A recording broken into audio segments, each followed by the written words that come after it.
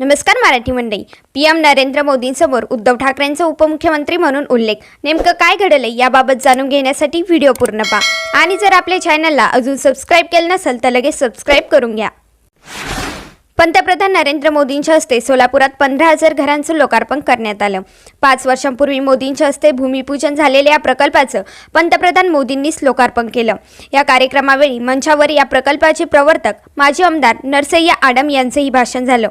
या भाषणाच्या सुरुवातीलाच आडम मास्टरांकडून झालेल्या चुकीचा उल्लेख सोशल मीडियावर व्हायरल होत आहे.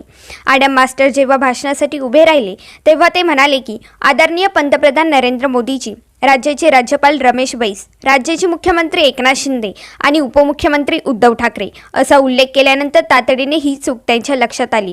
त्यानंतर माफ करा, देवेंद्र फडणवीस आणि उद्धव ठाकरे कायम येतात त्यामुळे ते माझ्या तोंडी बसले असं सांगत मी माफी मागतो असं ते बोलले. त्यानंतर देवेंद्र फडणवीस आणि अजित पवार यांच्यासह सर्वांचे त्यांनी स्वागत केले. तर याबाबत आपले मत नक्कीच कमेंटमध्ये सांगा आणि व्हिडिओ पाहिल्याबद्दल धन्यवाद.